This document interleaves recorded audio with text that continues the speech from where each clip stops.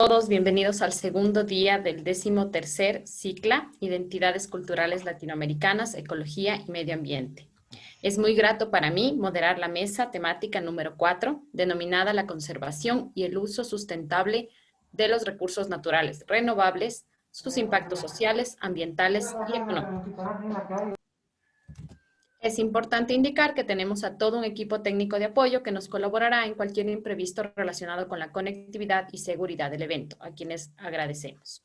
Adicionalmente, manifestarles que posterior a las 4 presentaciones que tenemos en esta mesa, se efectuará una ronda de preguntas, para lo cual en el chat se les indicará el formulario que deberán llenar para cada una de sus preguntas que tengan. No olvidar a nuestros expositores que su tiempo de presentación es de 20 minutos. La Tierra ya no tiene tiempo, y con ella sucumbiremos los seres humanos, a menos que despertemos y cambiemos nuestros hábitos de consumo y de vida desordenada y depredadora. Nuestra primera expositora es la magíster Diana Favara, profesora de la Facultad de Ingeniería en Geología, Minas, Petróleos y Ambiental de la Universidad Central del Ecuador. ¿Cómo están? Muy buenos días. Un ratito, Dianita, discúlpeme. Quien nos presentará el tema, uso sustentable de los residuos alimenticios y el aprovechamiento que tienen las distintas comunidades nativas. Diana es ingeniera química con maestría en sistemas de gestión integrados y salud y seguridad ocupacional. Ha participado en varios proyectos de titulación relacionados con la gestión y valorización de residuos y producción más limpia, temas en los cuales también se centran sus investigaciones. Ha formado parte de la empresa privada dando asesoría en temas de seguridad, salud y ambiente. Muchas gracias, Dianita, por favor. ¿Cómo están? Muy buenos días. Para mí es un verdadero privilegio ser parte de este evento y poder compartir un poco de lo que hacemos en la academia en relación a formar un equipo multidisciplinario para ver la parte técnica que aporte también al área social, ¿no? Entonces voy a compartirles en este instante la pantalla.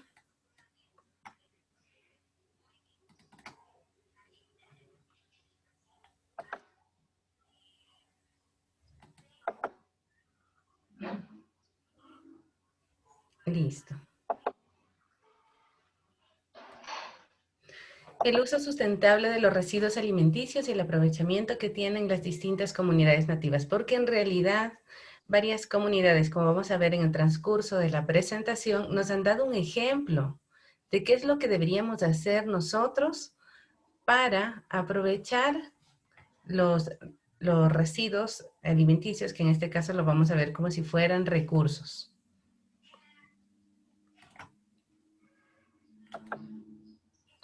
Tenemos que tomar en cuenta que las pérdidas de alimento a nivel mundial se estiman en 13.8%. Esto causa grandes pérdidas económicas, porque como decíamos, los recursos, los residuos de alimentos son también recursos económicos que se están perdiendo. Este porcentaje equivale a unos 400 millones de dólares.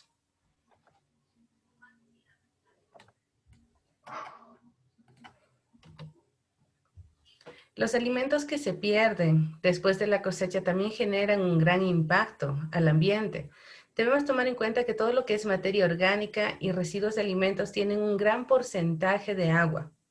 Prácticamente los residuos alimenticios tienen del 80 al 90% de agua en su estructura. Esos residuos, al estar dentro de un relleno sanitario o dentro de un vertedero, provoca que su descomposición genere una gran cantidad de líquidos lixiviados. Tenemos que valorar que esos líquidos lixiviados, si se los pudiera separar del resto de residuos peligrosos o residuos especiales que se encuentran en los rellenos sanitarios, podrían ser un material aprovechable por el suelo. Estos residuos, estos lixiviados, tienen un alto porcentaje de nutrientes que podría inclusive colaborar con la desertificación que se está dando en la actualidad. Lamentablemente, no están siendo aprovechados, están siendo colocados en rellenos sanitarios donde estos lixiviados, que antes eran nutrientes o podrían ser aprovechados, atraviesan residuos tóxicos y se convierten en lixiviados que producen un alto impacto a los ecosistemas y ocasionan grandes niveles de contaminación.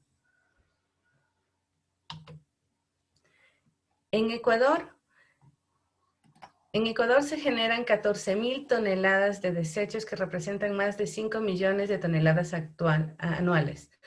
Tenemos que ver que el 56.2% corresponden a residuos orgánicos y principalmente residuos orgánicos provenientes de los restos de alimentos no consumidos.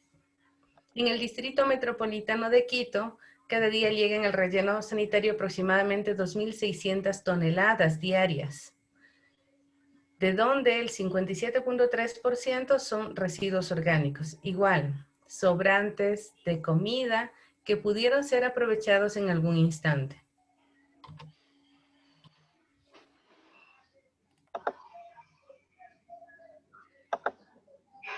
Bueno, nosotros pudimos empezar a analizar la panorámica y la problemática de los residuos sólidos. Hubo un estudio que en realidad cambió mucho mi perspectiva de cómo ver las cosas y me dio una visión positiva de lo que se puede hacer. Esto fue cuando hicimos un proyecto de vinculación en Cantón Mejía y estudiamos la generación de residuos que tenía el cantón y el comportamiento de la sociedad en Machachi. Podemos empezar tomando en cuenta que el Fondo Mundial para la Naturaleza nos dice que en Ecuador se desperdician alrededor de 939 toneladas de alimentos al año, ¿sí? Tenemos que ver que Ecuador no es un país donde las condiciones económicas de todas las personas son iguales. Hay una gran cantidad de la población que sufre de malnutrición y sin embargo nosotros tenemos altas cantidades, altas toneladas de alimentos al año. También Ecuador es un lugar muy privilegiado. Tenemos casi todos los pisos climáticos, tenemos una gran variedad de siembra, de cosecha. En realidad tenemos abundantes posibilidades de generar alimentos. Pero esta falta de aprovechamiento de los recursos, estos desperdicios que se están dando, como hablábamos, lo único que están generando es impactos ambientales. Unos datos que pudimos recopilar es que de 221 GATS, solamente en 90 se hace algo para tratar de aprovechar los residuos orgánicos. En la región Sierra, en 50 GATS, en la Amazonía en 24 GATS, en la costa en 13 GATS y en la región insular en 3 GATS. Como les dije, vamos a hablar un poquito sobre el Cantón Mejía. El Cantón Mejía tiene un relleno sanitario que antes era un vertedero, es el relleno sanitario de Romerillos. Vamos a hacer un poco en la línea de tiempo.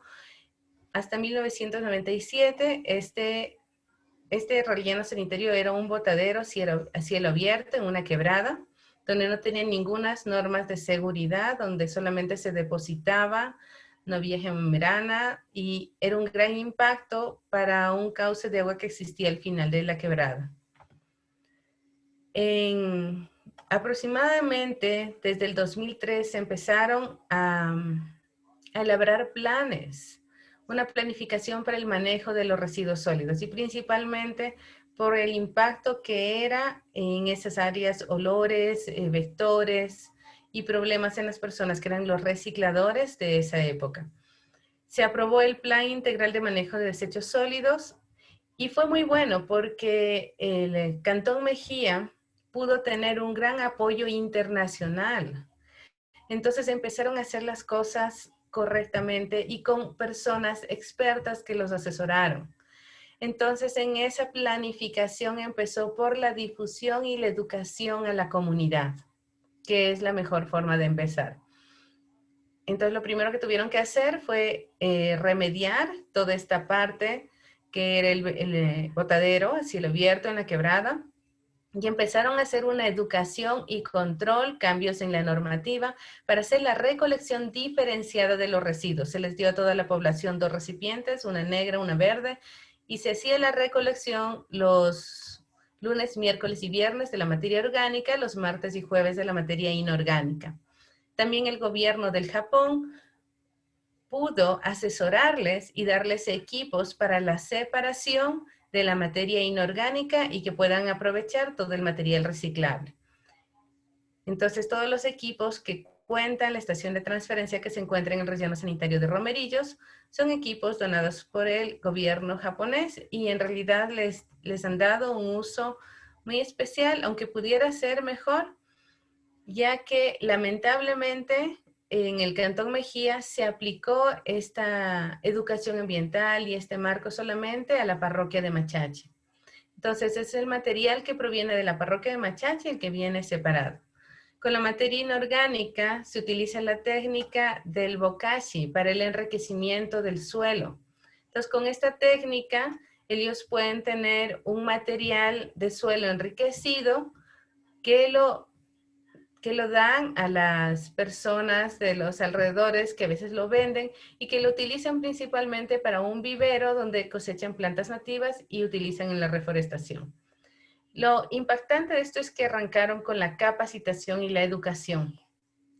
Entonces fueron muy agresivos en la parroquia de Machachi con la educación a los niños, a los jóvenes, y esto provocó cambios muy significativos que vamos a ver más adelante. En el 2009 adquieren la licencia ambiental para la construcción del relleno sanitario. También evaluaron la parte de los residuos biomédicos. En realidad ahorita ya lo cerraron y me pareció una muy buena idea ya que les faltaba infraestructura para poder manejar esto. La recolección diferenciada arranca desde el 2011.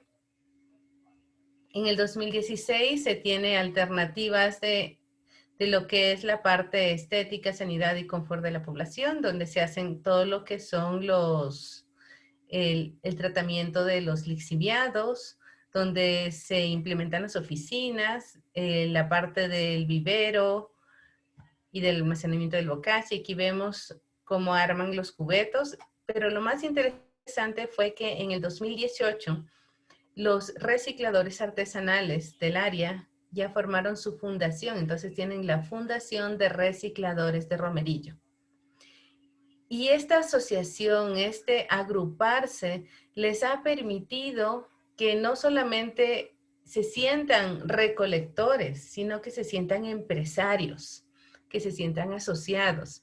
Y eso ha permitido que hagan actividades productivas dentro del relleno sanitario de Romerillo. He tenido el privilegio de poder ver lo que se formó, la planta para la elaboración de mangueras, tanto de luz como del agua, del material plástico que ellos recolectan. Entonces ya tienen su planta de elaboración, de producción de mangueras. ¿Cómo estamos siendo parte de una investigación para hacer el encapsulamiento de los lodos de lubricadoras y mecánicas con el sueño de formar adoquines? No sé hasta dónde puedas seguir esto. En realidad sería un gran ejemplo para mí, Machachi, y el relleno sanitario de Romerillo ha sido un gran ejemplo de tener una esperanza, de que esto no puede pasar solamente en una parroquia, en un cantón, sino que puede extrapolarse hacia otros cantones y parroquias.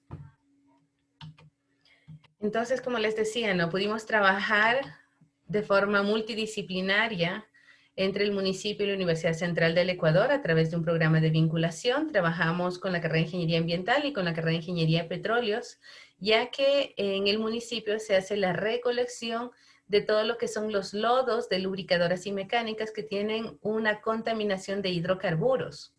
Entonces, los estudiantes de Ingeniería en Petróleos no solamente nos ayudaron a poder hacer una investigación sobre las características de estos lodos, sino también ayudaron físicamente, ayudaron de forma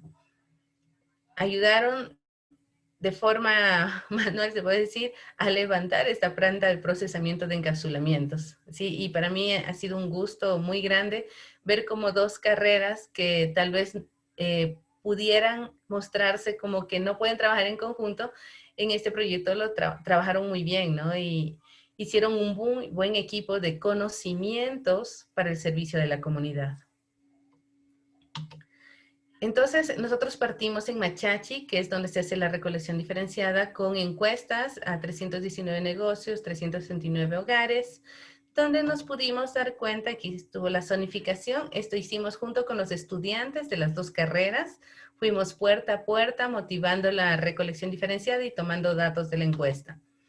Nos dimos cuenta que en las viviendas, y fue tanto para los estudiantes como para mí, fue una gran alegría darme cuenta que ellos tienen una muy baja producción de residuos orgánicos. ¿Y por qué tienen esa baja producción de residuos orgánicos?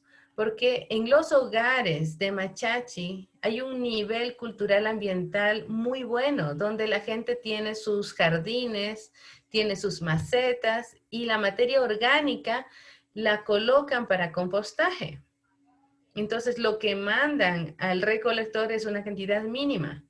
Y también hacen la recolección separada de reciclables e inorgánicos.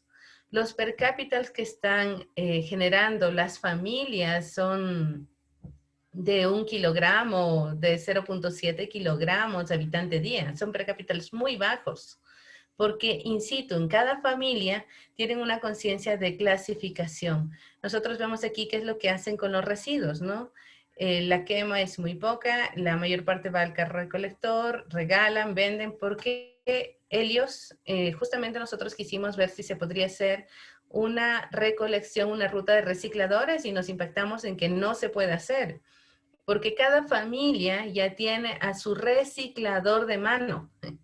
Entonces ya tienen esa amistad con el reciclador y dicen, no, yo no voy a dar al municipio, porque ya la señora María viene y me recolecta una vez a la semana.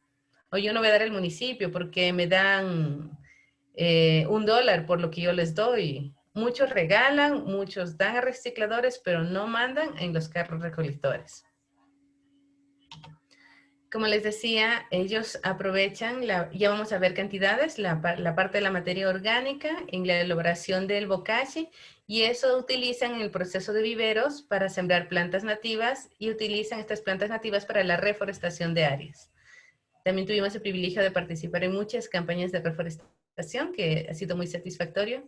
Como digo, tenemos el perfil de ingeniería, pero este proyecto nos ha acercado más a un lado humano y natural, de poder ver a esas personas con una conciencia ambiental muy alta, y nos ha dado un ejemplo para transformar también nuestros estilos de vida. La metodología que utilizamos para poder tener datos numéricos es una caracterización de acuerdo al método del doctor Sakurai, donde tomamos muestras. También tuvimos mucho apoyo del municipio. En realidad, esta caracterización no sería posible sin el equipo técnico del municipio, que nos prestaron palas mecánicas, que nos dieron la oportunidad de tener un área donde poder hacer la separación, el cuarteo, la clasificación y la pesada. Tuvimos aproximadamente 60 estudiantes trabajando y ayudándonos todos los días de caracterización. Entonces fue un trabajo muy en conjunto, donde creo que las dos partes pudimos aprovechar muchísimo. Aquí pudimos evaluar los históricos del relleno sanitario de Romerillos, y lo que vimos es que hay una disminución de la producción y la generación de residuos, y esto va aliado a la cultura ambiental que existe. No a la disminución de la población, porque la población sigue en aumento, sigue creciendo la población, pero los residuos están disminuyendo. De la caracterización nos dimos cuenta que el 35% son restos alimenticios, y esto muestra una cultura muy alta, porque usualmente en los rellenos sanitarios la cantidad de residuos orgánicos se producen del 60 al 80%. Eso es lo que pasa en las realidades latinoamericanas, donde hay mucha cantidad de desperdicios. Pero en el Cantón Mejía están solo el 35%. Cuando nosotros hicimos potenciales de recuperación, nos dimos cuenta que de ese 35%, solamente el 8% se está aprovechando en la elaboración del bokashi. Este 2% de la materia inorgánica recuperada, con este 2%, ellos venden. Yo les podría decir que más o menos cuando llegamos en la Fundación de Recicladores de Romerillos, cada persona tenía un ingreso de la tasa básica, $350 mensuales. Pero el instante en que ya hicieron su actividad productiva de elaboración de mangueras, más o menos las personas están ganando $700, $800 mensuales por venta de un material elaborado con los residuos que recolectan. Y eso es tan solo el 2%. O sea, en realidad, Mejía está recuperando el 10%, y con ese 10% han hecho muchas cosas, pero podrían recuperar el 83% si se hace esa clasificación, esa recolección diferenciada en todas las parroquias de Mejía.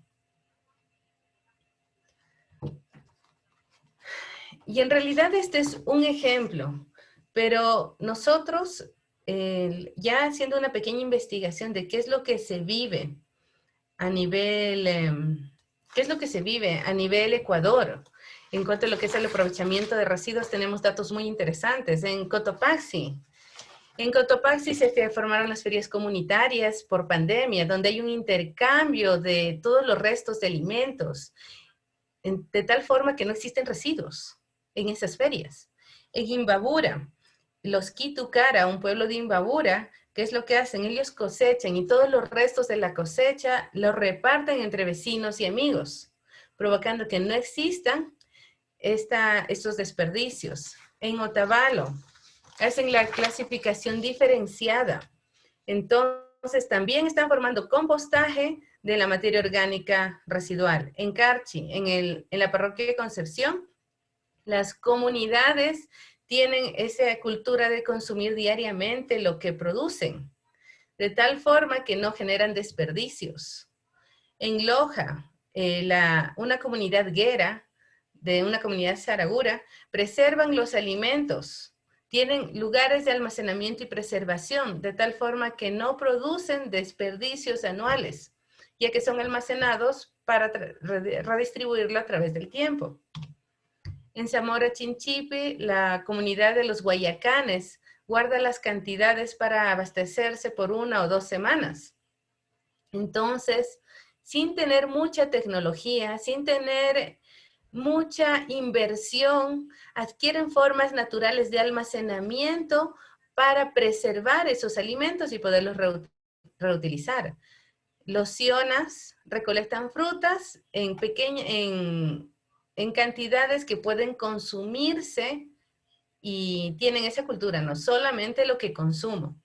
En Ibarra tenemos el Banco de Alimentos que ha proporcionado comida a muchos hogares que necesitaban. En Pichincha también para mí es un gran orgullo saber que existe un banco de alimentos donde entregó 2.010 toneladas de productos que beneficiaron a 110 personas, ¿sí? Y me da mucho orgullo saber que ese banco de alimentos nació en una universidad, porque los que lo están manejando es la Escuela Politécnica Nacional. Entonces, qué bien que la academia podamos hacer este tipo de colaboraciones para remediar estos impactos. En Tungurahua, la comunidad de Chile, queda un minutito. San Francisco, también hacen el intercambio junto con los salasacas a través de un trueque. Y como conclusiones, en realidad tenemos mucho por aprender. Hay muchas comunidades que nos pueden dar cátedras de tener una conciencia ambiental. Tenemos que estar abiertos para aprender y darnos cuenta que los residuos de alimentos no es un problema. El problema es que no sabemos aprovecharlos y el problema es que no tenemos una cultura para no generarlos. ¿Sí? Muchísimas gracias. Aquí tengo algún material bibliográfico que ustedes pueden analizar de todo lo que expusimos. Y gracias por su atención. Agradeciendo a la magíster Diana Favara por su excelente presentación, que incluso nos lleva a concienciar un poco nuestros hábitos de consumo. Le damos paso a la magíster Susana Arciniegas, que nos presentará el tema La teledetección como herramienta en la conservación de los recursos naturales. Susana es ingeniera geógrafa con maestrías en desarrollo sostenible y cambio climático y geoinformática. Estudió su doctorado, estudios de doctorado en ingeniería geomática. Sus líneas de investigación son cambio climático, epidemiología ambiental, modelización ambiental aplicada en ciencias ambientales y es miembro del grupo de investigación Geotecnologías aplicadas a ciencias ambientales y de otros grupos que buscan el progreso de nuestro país. Susana, por favor.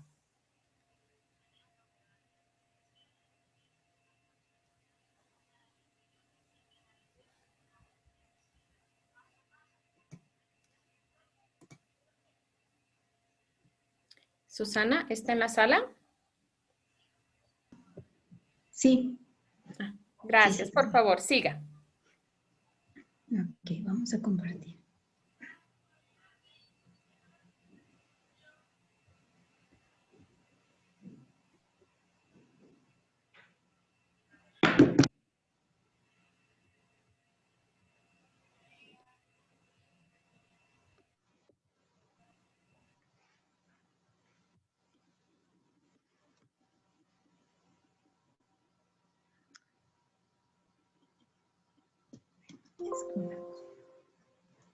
Bien, buenos días. El tema que vamos a presentar el día de hoy es la teledetección como herramienta en la conservación de los recursos naturales. El contenido de la presentación lleva estos ítems. En introducción, lo que podemos decir es que la preocupación que existe frente al cambio, frente al impacto de la escasez de los recursos naturales y energéticos, la degradación que genera el ser humano al ambiente, han planteado la necesidad de un mejor conocimiento del medio ambiente dentro del cual nos desenvolvemos, con un adecuado ordenamiento territorial donde se realice un continuo inventario de los recursos naturales en cada gobierno autónomo descentralizado del Ecuador y vigilancia sobre el medio ambiente, dará como resultado una reducción o eliminación de los impactos sufridos.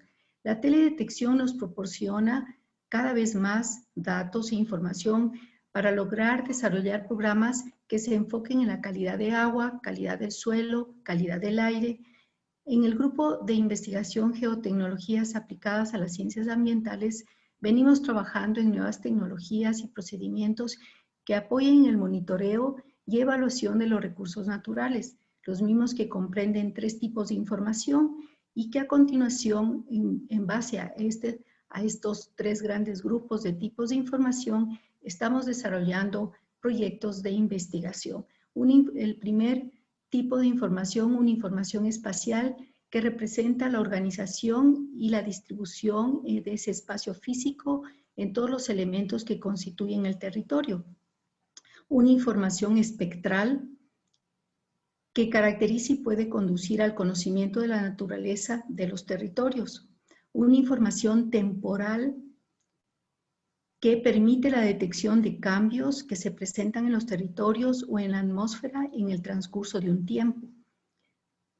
Entonces, con esto, los datos que se han extraído de los servicios de teledetección nos revelan ciertos aspectos de los ecosistemas difíciles de estudiar, contribuyendo al conocimiento de los mismos y de su funcionamiento, como por ejemplo la detección de enfermedades en las plantas, efectos del estrés debido a la falta de agua, el régimen térmico, radiación solar, entre otros. Permite seguir la evolución de los efectos producidos, como por ejemplo las sequías. En los proyectos de investigación que vamos a presentar, a continuación vamos a ver cómo nosotros al momento estamos enfocados en la teledetección aplicado al análisis en la calidad del suelo y de la vegetación. El primer proyecto es la caracterización, se hizo una caracterización de la dinámica vegetal en el cantón San Miguel de los Bancos mediante teledetección. Esto en base a un programa de investigación a largo plazo que se mantiene en la zona gracias a que los ganaderos de la zona, las asociaciones de ganaderos, estaban interesados estaban preocupados, mejor dicho, en esos cambios en el clima que estaban teniendo y la proliferación de ciertos vectores y el caso del manejo que se les hacía conflictivo por el tema de la gestión de la granja ambientalmente, de la granja ganadera, en el caso de la proliferación de garrapatas. Entonces, aquí lo que se hizo fue establecer un análisis que tiene que ver con imágenes en el espacio que se dio el estudio. Se tuvo como objetivos la detección de cambios de uso del suelo y la cobertura vegetal y la estimación a partir de imágenes de satélite de la superficie agropecuaria y la cobertura vegetal. Se utilizó para la época de 1987 el escenario, si bien más o menos los ganaderos ya entraron por esa época ya dentro de esta actividad agropecuaria en la zona. Entonces se hizo un primer escenario en 1987 con imágenes Landsat 5 TM y se obtuvo con una inspección de campo para tomar datos de campo que nos permitan mejorar significativamente el porcentaje de clasificación correcta de las clases, que en este caso eran las clases de cubierta de bosque y la parte agropecuaria. Se realizó una clasificación supervisada partiendo de la hipótesis de que la distribución de los datos espectrales es normal multivariante. Se generó este primer escenario con esas imágenes de satélite. Luego el siguiente escenario se tomó más o menos en un término medio entre el lapso del 87 al 2015 que se estaba haciendo el análisis para entregar el resultado hacia el 2016. Entonces se generó a mitad del periodo en el 2002. Aquí se utilizó imágenes Landsat 7 y se obtuvo este cambio que ustedes pueden ver aquí, ya el cambio de la cobertura vegetal solamente en este sector en verde y todo el dinamismo por la actividad agropecuaria en café. Si podemos ver aquí y analizar cómo hubo ese cambio de bosque desde el 87 al 2002. ¿Esto qué nos permite a nivel de tanto las comunidades que trabajan con sus actividades en los sectores y asimismo a los gobiernos locales? De esta manera se pudo dar como academia un asesoramiento en cómo ellos deberían buscar mejores opciones y la comunidad de ganaderos estaba consciente a ese momento y dispuestos a hacer una mejor gestión de su finca, tratando de poder poner plantas nativas y combinarlas con el pasto. Entonces, en este caso, se pudo ver de esa manera cómo sería eficaz crear corredores biológicos, que sería una medida importante en la conservación y el uso sostenible de los recursos naturales en el sector. El siguiente proyecto tiene que ver con la evaluación espectral de suelos y la relación con las características físico-químicas del suelo en la zona del Río Blanco. Este proyecto realmente a nivel de uso de la teledetección, la mayoría se ha concentrado más en ver el análisis desde el punto de vista, hacer mucho más trabajos de análisis en temas de agua. Nosotros hemos visto que en la parte andina y en el Ecuador en general y en varios sectores de la región no se hace mucho estudio o monitoreo del suelo por su complejidad, por los costos, pero en este caso, esta es como una línea base que se tomó en Cayambe, en la cuenca del Río Blanco, en una parte de la cuenca del Río Blanco, para determinar cómo podemos nosotros hacer esa relación de las características físico-químicas y esas respuestas de suelos y poder entonces establecer rangos por medio de las imágenes que obviamente están capturando el comportamiento espectral de la vegetación, ver de alguna forma esa relación que nos permite explicar esas condiciones en la calidad del suelo.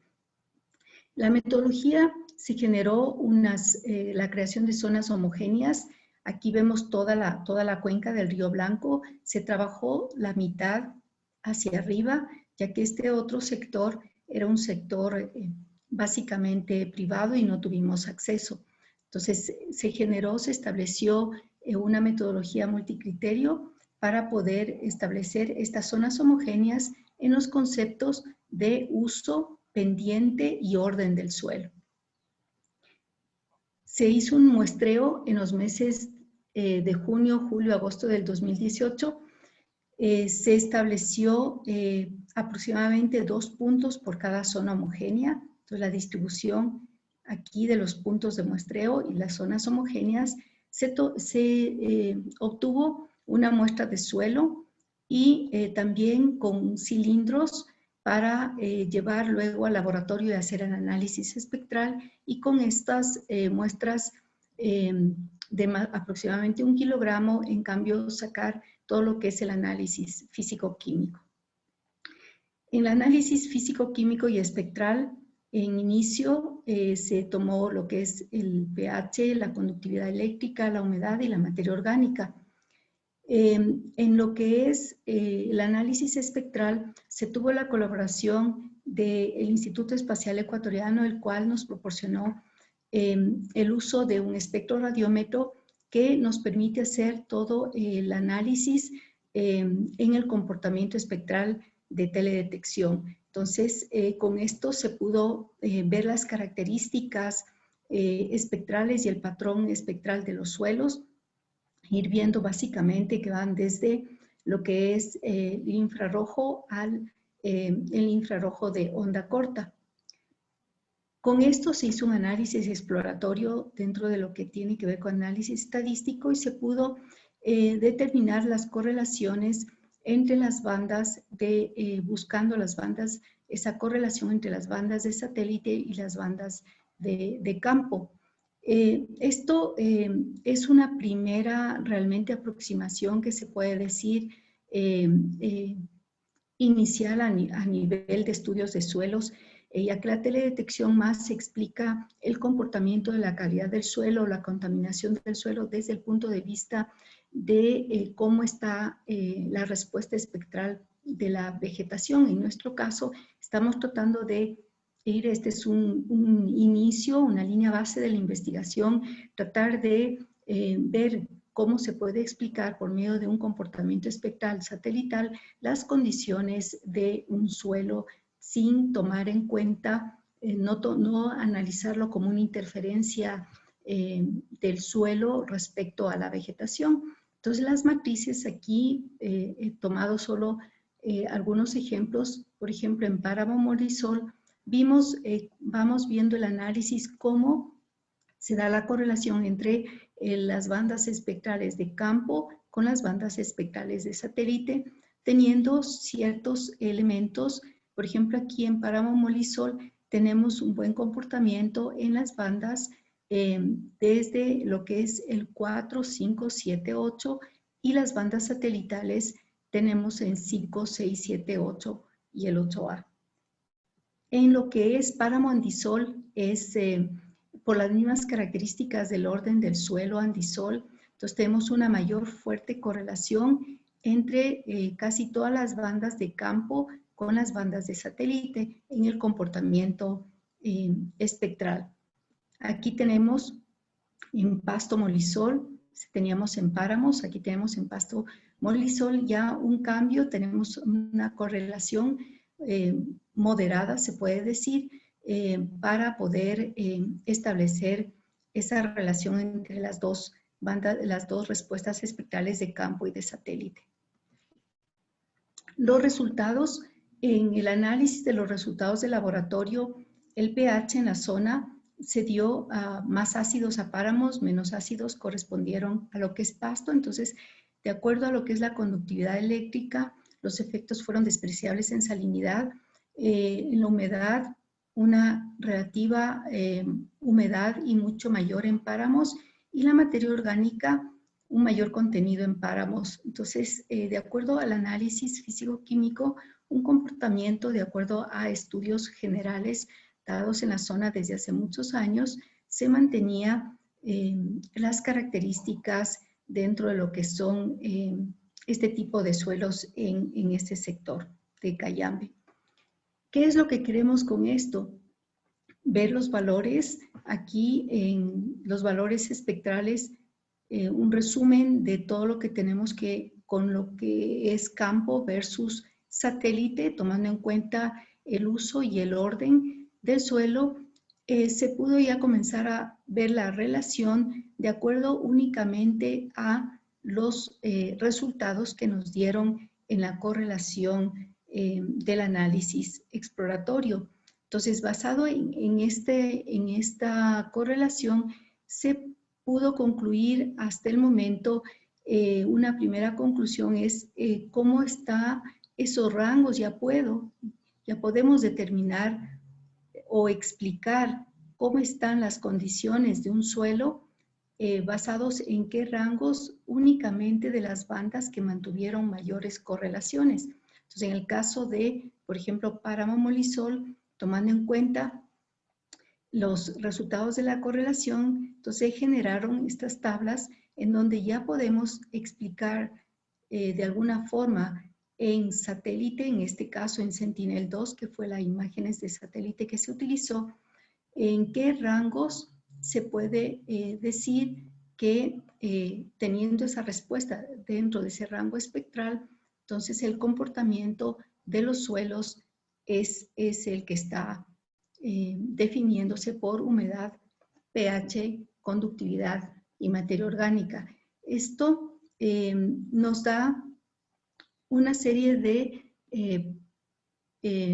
base, de estudios, de investigación para continuar con un siguiente proyecto en el cual se pudo determinar que aparte de las condiciones del suelo y de su respuesta espectral, vamos a estudiar ahora lo que tiene que ver con el comportamiento en la planta. Entonces, se inició este proyecto más o menos en octubre del 2019, que toma de referencia la experiencia en Cayambe y lo estamos replicando ahora en Cotopaxi. ¿Cuál es el objetivo en general?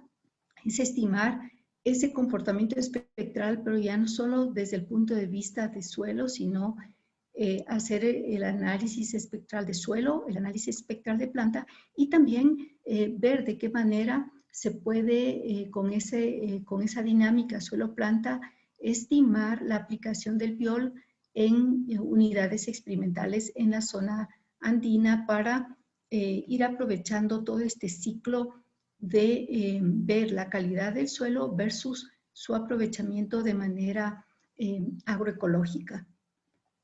Se inició el proyecto en una primera fase que se ha interrumpido ya por esta época de la pandemia, pero se ha logrado realizar el reconocimiento de campo y determinar puntos de control que nos permitan establecer el diseño muestral. Se hizo ahora un análisis no solamente de suelo, sino también de la vegetación, las plantas que están en el sector, de tal forma de luego poder hacer ese mismo análisis exploratorio de los datos, pero ya tomando la relación de planta, suelo, el comportamiento espectral y poder de esa misma forma explicar esa calidad del suelo, pero ya basado en parámetros físico-químicos y también que no solo involucran los 4 estudiados en Cayambe, sino que va hacia lo que es el monitoreo también de metales pesados. Las zonas, se logró con esta inspección de campo tener estas zonas de muestreo en las cuales se va a generar este estudio del comportamiento espectral suelo-planta y ver su relación con la respuesta espectral en satélite. Y de esa forma ver cómo la teledetección nos puede ayudar a explicar no solamente vegetación, sino también suelo, que es el objetivo principal en este proyecto. Otro de los proyectos es utilizar la plataforma de Google Earth Engine. Esta nos ha ayudado mucho en el caso de clima a reconstruir variables climáticas en zonas que por alguna razón no contamos con datos de clima en el sector o complementarlos. ¿Por qué esta plataforma hemos visto que nos permite realizar con varios tipos de plataformas que él tiene dentro de lo que es el Machine Learning? Estamos aplicando, ayudándonos a desarrollar scripts que nos permitan generar nuestros propios análisis y poder reconstruir, por ejemplo, todo lo que tiene que ver con variaciones en el clima, en precipitación, temperatura, y hacer estudios de variabilidad climática. Y de esa manera, el Google Earth Engine nos ha ayudado a hacer este tratamiento estadístico de las variables climáticas, ya que tiene varias fuentes de las cuales se puede obtener información. Lo que hay que tomar en cuenta siempre es analizar la resolución espacial que nos presentan y la resolución temporal, que en algunos casos es una desventaja, pero cada vez están saliendo más productos y de esta manera se está mejorando esa resolución espacial que nos ha permitido, en el caso del Ecuador, obtener ese tipo de reconstrucción del clima en series temporales de más allá de 10, 20 años. El siguiente proyecto tiene que ver con el monitoreo de la temperatura del suelo. En este caso, se trataba de... Por favor, le pido, tiene un minutito. Ok. El objetivo era espacializar los datos de la presencia o la ausencia de las gusaneras y miasis en el ganado y analizar esas variaciones geográficas en la temperatura del suelo. Entonces, este es el área de estudio. Vamos a ir un poco rápido en esta parte. Aquí tenemos la encuesta, la espacialización, dónde está el comportamiento de gusaneras y de miasis. Se obtuvo un modelo digital por sensores remotos de halos pulsar con una resolución de 12.5 que mejoraba mucho la precisión en el tema del modelo digital de elevación. Luego, con esto, se obtuvo en la plataforma de Google Earth Engine este análisis de series temporales y se pudo determinar un cambio en el comportamiento de la temperatura del suelo en un rango de 2000 al 2018 y de esta manera se pudo contrastar con el comportamiento de las gusaneras y miasis y se pudo determinar que por esta variación de la temperatura del suelo mayor en zonas altas, entonces era un buen escenario para que existan este tipo de presencias de miasis en zonas altas por el tema de temperatura del suelo altas, elevadas. Conclusiones, la teledetección nos permite toda esa serie nos apoya en todo este tipo de estudios, esa lista que tenemos allí, que lo estamos aplicando en los proyectos en el grupo de investigación y de esa manera podemos concluir que la teledetección está aplicada, nos sirve para apoyarnos en estudios de recursos naturales. Si tienen alguna pregunta, creo que hemos terminado el tiempo. Muchas gracias, Susana, por su presentación. Agradeciendo a la magíster Susana Arciniegas por su excelente presentación, una herramienta que seguramente nos ayuda a identificar estos cambios de ecosistema y a actuar frente a esos cambios de ecosistema. Al final vamos a hacer la ronda de preguntas. No se olviden llenar el formulario con cada una de sus consultas. Damos paso a la magíster Rosa Soria, profesora de la Universidad de Sheffield. Se nos presentará el tema reforestación y agroforestería como una estrategia sostenible para la recuperación de suelos andinos. Rosa es ingeniera en biotecnología y máster en saneamiento ambiental. Ha trabajado en proyectos de tratamiento de aguas residuales y remediación de suelos. Ha sido docente en varias universidades. Ha sido autora y coautora de artículos científicos publicados en revistas indexadas. Sus investigaciones se enfocan en varios temas como la remediación de suelos y el tratamiento de metales pesados. Por favor, Rosia. Muchas gracias, Jenny. Pues solo quería aclarar que actualmente, bueno, no soy docente de la Universidad de Sheffield, me encuentro haciendo el doctorado, entonces... Ok, gracias.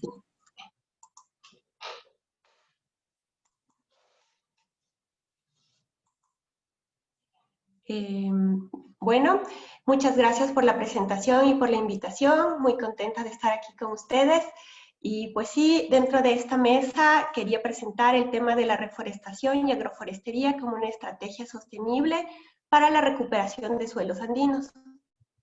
Y pues bueno, como una pequeña introducción, aunque ustedes deben ser expertos ya que están en la Facultad de Minas y Petróleos, pero solo un recuerdo, ¿no?, de la importancia del suelo. Que el suelo y la tierra es el lugar donde producimos la mayoría de nuestros alimentos y construimos nuestros hogares. Entonces el suelo es esencial para la vida misma. Es por eso que actualmente uno ya no se refiere al suelo en cuestión de evaluación del suelo, ya no nos referimos a calidad del suelo, sino ahora nos referimos a salud del suelo. Entonces un suelo sano es esencial para mantener la vida en el planeta. ¿Y por qué nos referimos a suelo sano, como si fuera un ser vivo? Y es porque actualmente este concepto de salud del suelo se refiere a la fisiología del suelo, es decir, a la capacidad del suelo para mantener sus funciones, que es decir, soportar la vida de todos los seres, ¿no?, que aquí cohabitamos. Y es importantísimo recalcar que el suelo tiene un papel crucial en el ciclo del agua, de nutrientes, entonces esencial. Sin el suelo no hay vida, sin el suelo no hay agua, y pues bueno. Entonces, como parte de la introducción, vamos a ver cuáles son las funciones del suelo. Primeramente, el suelo es muy importante por el almacenamiento de carbono, provee los alimentos y la materia prima, es parte del ciclo de nutrientes, es responsable de la biodiversidad, y muy importante aquí es la retención del agua. Entonces tenemos que un suelo sano es capaz de retener el agua, filtrar, por ende va a proveer buenas reservas de agua subterránea. Adicionalmente tenemos que considerar las funciones de la biota del suelo, que corresponden como la descomposición de la biomasa, el ciclo de nutrientes, como ya lo había mencionado, además de la regulación del CO2 en la atmósfera. Entonces tenemos que recordar que los suelos sanos, los suelos biodiversos, están libres de patógenos. Para esto es importantísimo la conservación de los suelos, aumentar la biodiversidad y la actividad de la biota del suelo. Es decir, tenemos que tratar de tener una micro, meso, macrofauna y a la vez una flora muy diversa. Esto es esencial en la conservación del suelo. Ahora vamos adelante. ¿Cuáles son las causas de la degradación del suelo? Primero que todo, tenemos que recordar que el suelo es un recurso no renovable en la escala espacio-temporal del ser humano, porque la formación del suelo es muy lenta, es decir, de la capa superficial del suelo, que es la que es más rica en nutrientes. Sabemos que más o menos 3 centímetros de suelo se forman cada 1000 años, es decir, este suelo está vulnerable a ser degradado. Ahora tenemos que considerar que en América Latina y el Caribe contienen la cantidad de suelo cultivable más grande del mundo, pero de esta superficie de suelo cultivable, el 14% se ha degradado. Y ahora vamos a las causas de la degradación. Entonces tenemos entre ellas la urbanización, la población va creciendo y además la demanda de alimentos junto con este crecimiento poblacional. Entonces tenemos que esta demanda de suelo, cambio del uso del suelo para uso agrícola ha generado como la degradación del suelo, pero además no es solo la agricultura, sino las malas prácticas agrícolas, como tenemos muy común en Latinoamérica, como la quema, el uso excesivo de agroquímicos, además tenemos actividades de sobrepastoreo, además tenemos que para la obtención de las materias primas se vierten contaminantes del suelo, finalmente el suelo es el repositorio de todos estos contaminantes dentro de nuestro ecosistema, entonces nuestro suelo andino ha sido víctima de un proceso de degradación continuo. Entonces es importante considerar que además de estos factores que causan la degradación, tenemos factores externos que pueden acelerar esta degradación y además tenemos el contexto socioeconómico que es muy importante comprender, porque no es que la gente está dañando el suelo intencionalmente, no es que tenemos el mal intrínseco a nosotros y no es que la gente quiere destruir la naturaleza intencionalmente, sino es esa relación de dependencia de la naturaleza. Y pues en nuestras comunidades andinas, rurales, hay la necesidad económica de usar el suelo para mantenerse, ¿no? Entonces, la primera causa es la deforestación por la necesidad del aprovechamiento de la madera y luego la transformación del suelo en un suelo agrícola. Y esto genera degradación del suelo y esta degradación puede ser física, como tenemos la erosión, tenemos la compactación del suelo, también tenemos la degradación química, que implica la salinidad, tenemos la pérdida de nutrientes, el imbalance de elementos, tenemos la acidificación, pero también tenemos la degradación biológica, que es importantísima, porque como ya había mencionado, el suelo es responsable, bueno, la microbiota del suelo es responsable del ciclo de nutrientes, que es esencial para la vida misma. Entonces tenemos una degradación biológica y una pérdida de biodiversidad y los microorganismos del suelo son afectados. Entonces, cuando hablamos de esto, degradación, y lo vemos como de una forma integral, podemos ver que los servicios ecosistémicos que el suelo nos brinda son degradados también con esta degradación del suelo.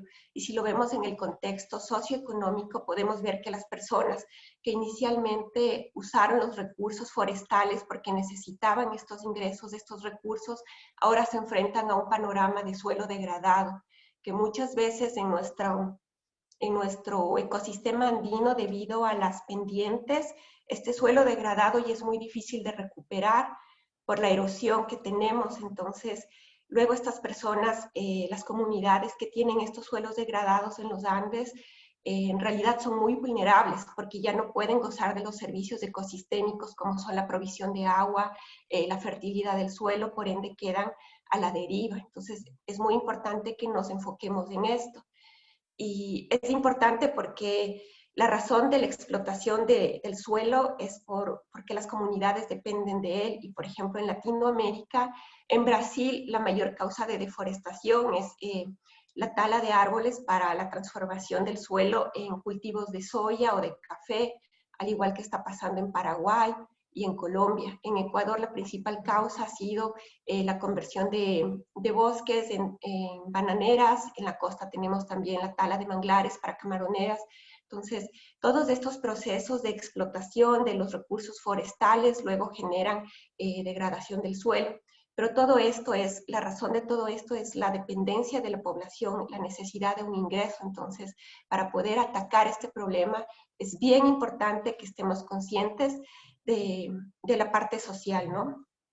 Y entonces, bueno, solo mencionar que la erosión en los suelos arados es de 10 a 100 veces mayor que su tasa de formación. Entonces ya hemos visto que dependiendo de las condiciones ambientales, el suelo puede tardar miles de años en formarse, unos pocos centímetros. Entonces estamos acabando con los suelos más rápido de lo que se generan. Por lo tanto, sí, el suelo es un recurso no renovable, pero en esta presentación vamos a abordar de cómo con el uso de los árboles, que son un recurso renovable, podemos regenerar este recurso no renovable. Entonces, ¿qué es lo que pretendemos cuando hablamos de restauración de suelo? Básicamente tratamos de reducir las pérdidas de la pedósfera generadas por la erosión, tratamos de crear reservas positivas de carbono y nitrógeno. Tenemos que recalcar que lo óptimo, lo mínimo que se desea en un suelo en cuanto a carbono es de 10 a 15 gramos por kilogramo. Entonces, ese sería el objetivo cuando hablamos de restauración de suelo. ¿Y por qué es tan importante las reservas de carbono en el suelo? Es porque los microorganismos dependen del carbono como su fuente de energía. Y ya vimos que los microorganismos son los responsables de los procesos más importantes del ciclo de nutrientes. Entonces, necesitamos promover nuestra reserva positiva de carbono y a su vez con esto se fortalece el ciclo de agua y disponibilidad de nutrientes. Como resultado, ¿qué tenemos de estos procesos de restauración? Tenemos un aumento de la fertilidad, la reducción de la degradación del suelo, es decir, de la erosión y otros procesos asociados. Y con esto también es un proceso integral que promovemos un manejo integrado de las cuencas hidrográficas, porque la capacidad de retención del suelo mejora cuando las propiedades físico-químicas del suelo mejoran. Entonces, si tenemos un suelo que está más sano, es más productivo y con eso podemos producir más con menos. Es decir, necesitamos una agricultura menos intensiva y por ende vamos a evitar la expansión de la frontera agrícola y conservar más áreas, ¿no? Evitar la deforestación. Entonces, en estas estrategias de restauración de suelo tenemos algunas, pero entre ellas las que yo voy a discutir ahora como estrategias sostenibles está la reforestación y la agroforestería. Entonces, bueno, todos ya entendemos lo que es la reforestación, pero aquí yo quería recalcar la importancia de la reforestación como mecanismo porque nuestros países en Latinoamérica, especialmente el Ecuador, al estar ubicado en los trópicos, tiene un potencial importantísimo en esto, porque en el protocolo de Kioto los procesos de reforestación ya están reconocidos ya como mecanismos de desarrollo limpio. es decir, que países en vías de desarrollo como el nuestro pueden recibir compensaciones económicas de países desarrollados que tienen la obligación de disminuir sus emisiones de carbono, pueden invertir en proyectos de reforestación en países en vías de desarrollo, en los trópicos, para compensar por sus emisiones. Y hay muchísimo interés en el hemisferio norte, en Europa, en países desarrollados, en invertir en reforestación en los trópicos, porque en los trópicos tenemos las tasas de productividad más altas de todo el planeta. Entonces, bueno, sabemos lo que es la reforestación, pero ¿cuáles son sus ventajas? Entonces, al tener un suelo reforestado, primero reducimos la erosión porque sirven como barreras que disminuyen el impacto del viento. Con esto se disminuye la tasa de sedimentación en los valles, se aumenta la tasa de retención de agua que posee el suelo. Proveemos hábitat para muchísimas especies, con esto promovemos la diversidad, mejoramos la calidad de los cuerpos de agua y como ya les había mencionado, es una parte fundamental en el combate contra el cambio climático. Ahora también está esto de la agroforestería, que es el sistema en el cual podemos mezclar especies leñosas e integrarlas con cultivos para obtener el máximo beneficio. Entonces, dentro de la agroforestería tenemos distintos tipos de sistemas, pero estos son los que yo les llamaría sustentables, porque tenemos que recordar que el origen de todo es la necesidad de la gente por tener un medio de sustento de vida. Entonces, no le podemos pedir a alguien que teniendo un cultivo, un suelo que es muy productivo, transforme su cultivo en un bosque netamente del cual no va a poder aprovechar. Entonces, hay que promover el uso de estos sistemas mixtos en el cual el campesino, el agricultor puede plantar especies leñosas, pero a su vez mezclar con cultivos. Entonces tenemos los sistemas agrosilvoculturales que son, por ejemplo, la mezcla de un cultivo de maíz y tener en el medio de la plantación unas especies leñosas. Para esto es importante recalcar que la cobertura de la copa de los árboles debe ser no superior al 30%, porque si no estarían compitiendo con la luz que necesitan los cultivos, ¿no? Tenemos otro tipo de sistemas que son los silvopastoriles, donde tenemos especies leñosas, pasto y ganadería. Y tenemos los sistemas agrosilvopastoriles, que es una mezcla de los dos mencionados anteriormente.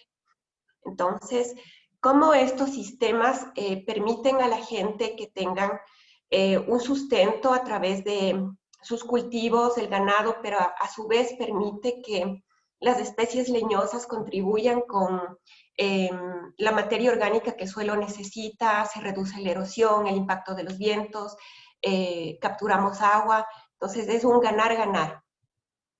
Ahora les voy a presentar un caso exitoso que yo considero exitoso porque estamos hablando de sostenibilidad. Entonces, este ejemplo de reforestación, en este caso es reforestación, está gestionado por una ONG belga. Les voy a explicar el proceso porque es el mecanismo en sí el que me parece que es un ejemplo de sostenibilidad. Entonces, como les había mencionado, hay compañías europeas que necesitan compensar por sus emisiones de carbono, ellos necesitan reducir, pero en Europa ya no necesariamente hay espacio donde reforestar. Su superficie ya ha sido ocupada totalmente por ciudades o está destinada a suelo agrícola, entonces ellos están dispuestos a invertir en lo que se conoce ahora como el sur global para hacer proyectos de reforestación. Entonces, en este caso, este proyecto está financiado por una telefónica que se llama Telenet en Bélgica. Ellos quieren compensar sus emisiones de carbono y han invertido en un proyecto en Ecuador para 30 años. Este proyecto comenzó en el 2011. Entonces, ¿cómo funciona el sistema? Telenet le da el dinero a VosPlus, que es una ONG belga. VosPlus tiene diferentes tipos de proyectos de reforestación en los trópicos. Tiene proyectos en Ecuador, en Perú, en Bolivia, también en algunos países de África. Nosotros somos del sur global. ¿Y por qué están interesados en reforestar en los trópicos? Por la alta tasa de productividad que tienen los trópicos. Entonces, esta ONG se asocia con fundaciones locales. En Ecuador, Boas Plus está asociado con una fundación que se llama Mindo Cloud Forest. Esta fundación busca dueños de tierras, puede ser de pequeños propietarios o propietarios grandes de tierras que quieran hacer el compromiso de reforestar. Ojo que aquí estamos hablando de suelos ya degradados, suelos marginales, que no es que estos suelos son suelos productivos en la agricultura, sino suelos que ya están totalmente degradados y que por eso sus dueños ven como un beneficio en transformar y recuperar un poco de los servicios ecosistémicos. Por otro lado, también tenemos propietarios que quieren invertir su suelo en la reforestación, no necesariamente porque el suelo esté degradado en condición marginal, pero ellos tienen como la visión de la conservación. Entonces, aquí va la parte de la sostenibilidad. Este proyecto, como tiene asociaciones, está asociado con comunidades locales, sirve de fuente de empleo, porque no le podemos decir a una comunidad como reforesten y ya, y esperen 30 años, porque esta gente tiene que vivir de algo. Entonces se han generado empleos en torno a, por ejemplo, los viveros. La gente de la comunidad está plantando, pero a su vez ellos reciben como un salario por plantar los árboles, por mantener, porque en los primeros meses, años de la plantación, las especies normalmente, bueno, muchas no sobreviven, entonces hay que controlar la mortalidad y ir reemplazando esos árboles que han muerto con árboles nuevos. Entonces es ahí donde interviene la comunidad y tener este incentivo económico es lo que le hace sostenible. Luego de 30 años, cuando estos bosques ya estén establecidos, pues la comunidad podrá gozar de los productos ecosistémicos, tendrán un suelo de mejor calidad, habrá mayor humedad en el suelo y podrán hacer otro tipo de actividades como combinarlo con la agroforestería y tal vez poner pastizales y ganado, etc. Entonces les voy a hablar un poco de las áreas reforestadas que tiene este proyecto. Esto fue mi tesis de la maestría y estos son los datos del año 2014. Actualmente han ampliado y siguen reforestando cada vez más, en tanto haya gente interesada en entrar a ser parte de este convenio. Entonces había 5 estratos, 3 de ellos en la provincia de Pichincha y 2 en la provincia de Imbabura. Están distribuidos a distintas altitudes, hay un gradiente altitudinal y también tienen distintas condiciones, ¿no? Por ejemplo, los estratos de la provincia de Imbabura, el uno está cerca a la parte de Salinas, que es una parte muy seca, San Jerónimo está más abajo, pero ambos estratos tienen menor precipitación, entonces son un poco un reto porque el suelo es muy malo, está totalmente degradado, como podemos ver también en los datos. Estos estratos 4 y 5, que son los de la parte de Salinas y San Jerónimo en la provincia de Imbabura, tienen un menor contenido de carbono orgánico, que está por debajo de lo mínimo establecido que yo les comentaba, que es del 1.5%. Bueno, el estrato 4, que es en la parte de Salinas, que es muy seco. Y los estratos 1 y 2 y 3 son en la parte del noroccidente de Pichincha, que es más húmedo, y pues bueno, las condiciones ahí son mejores. Aquí les indico unas fotos de los proyectos. Esta parte, la foto A, es la parte de Salinas. Como pueden ver, es un suelo muy degradado, seco, erosionado, característico de los Andes, que por las pendientes la erosión es un gran problema. La segunda foto, B, es de la parte de San Jerónimo, un poco yendo por la vía de San Lorenzo hacia la costa. Esta es también un suelo que está muy degradado, podemos ver que ya no hay especies leñosas nativas, entonces hay una pérdida de biodiversidad terrible. Y las fotos C, D y E son de los estratos en el noroccidente de Pichincha, donde por las condiciones de humedad hay un poco más de expectativas, ¿no?, de este proyecto de reforestación. En este caso, los bosques nativos fueron talados para hacer pastizales para la ganadería, pero ahora se está en este proyecto de recuperación.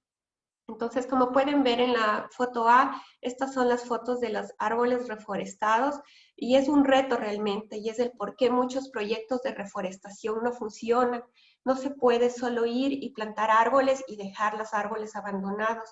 Hace falta establecer vínculos con la comunidad para que ellos tengan una razón de apropiarse del proyecto y cuidar de estas plantas, regarles, reemplazar las plantas que han muerto. Hay también siempre el problema de la quema que se hace normalmente para limpiar, que pueden arrasar con hectáreas de estas plantaciones que han sido reforestadas. Entonces la gente tiene que involucrarse, trabajar constantemente abriendo trochas, ¿no?, que sirven como rompefuegos, y generar este vínculo. Pero obviamente la comunidad, para poder dedicarse a eso, necesita un pequeño incentivo económico. Ahora, de los datos de este proyecto fue muy interesante porque tenemos que en los estratos del noroccidente de Pichincha, que por las condiciones climáticas, las condiciones son mejores para el crecimiento y establecimiento de las plantas en estos primeros años desde que se plantó. Tenemos que la altura de las plantas fue mayor, se evaluó la altura y también el diámetro a la altura del pecho.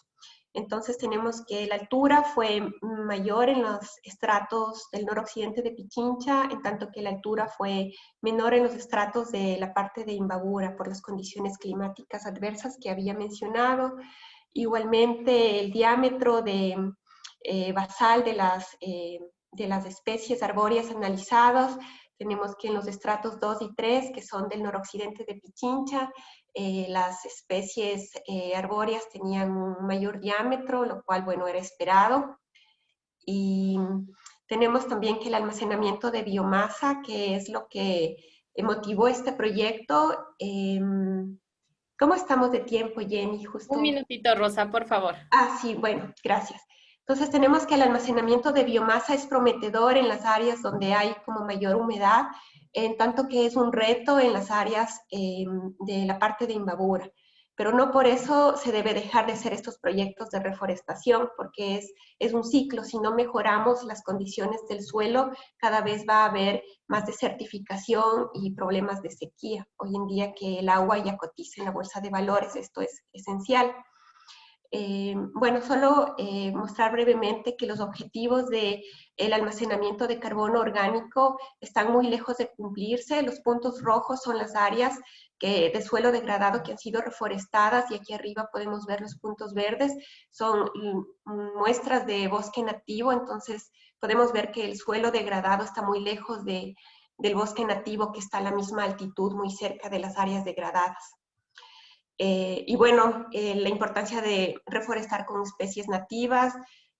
Pueden revisar mi tesis si es que alguien está más interesado, pero esto es un reto porque hemos tenido 40 años de reforestación con eucaliptos y pinos, y ahora la reforestación con especies nativas es un reto, pero una necesidad para poder recuperar la biodiversidad perdida. Y bueno, avanzando brevemente, hablar de los beneficios y oportunidades que esto nos trae. Esto debe ser un sistema como sinérgico, ¿no?, de los organismos interesados, ONGs, y también de parte del Estado, con las comunidades. Se debe trabajar en educación, capacitación constante, pero a su vez no se debe olvidar que ellos necesitan como su sustento, así que debe haber políticas de Estado que incentiven un aporte económico para la reforestación y el restablecimiento de la biodiversidad y el mejoramiento de los suelos.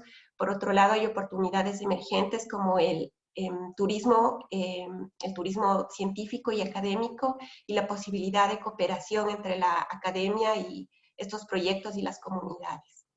Y solo mencionar que no es la única ONG, hay muchísimas ONGs que operan en el país con un enfoque similar, con fondos suizos, franceses, y siempre vemos que el denominador común es como organizaciones internacionales interesadas en llevar a cabo este tipo de proyectos en Ecuador, pero falta un poco el involucramiento del Estado y de organizaciones y fondos locales, ¿no? Y eso, agradeciéndoles mucho por la oportunidad y la invitación para poder discutir de estos temas tan importantes. Agradeciendo a la magíster Rosa Soria por su excelente presentación, dándonos la importancia de reforestar de recuperar la salud de nuestros suelos, no solo para un beneficio propio, sino también para conservar nuestra madre tierra. Le damos paso al magíster Fernando Albán, profesor de la Facultad de Ingeniería en Geología, Minas, Petróleos y Ambiental, que nos presentará el tema Geoeducación como un proceso de vinculación con la comunidad en el uso responsable de los recursos naturales. Fernando es ingeniero en geología, máster en recursos naturales, ha trabajado en empresas tanto públicas como privadas, dando su aporte en temas relacionados con remediación ambiental, manejo de pasivos ambientales, actividades hidrocarburíferas, entre otras. Ha desarrollado investigación en temas de minería, geología y remediación de suelos. Fernando, por favor. Buenos días, Jenny. Buenos días, compañeros. Espero que la presentación se despliegue. Gracias por la invitación y gracias por la presentación. Vamos a conversar sobre un proyecto que nace dentro de la facultad. ¿Me confirma si estoy con la presentación, Jenny, por favor? Sí, está con la presentación en modo de diapositivas. Ahí está con la presentación en modo de presentación. Adelante. A ver, perdón, no es ese. Voy a dejar de compartir un minuto, por favor. Claro que sí, no hay problema. Le esperamos.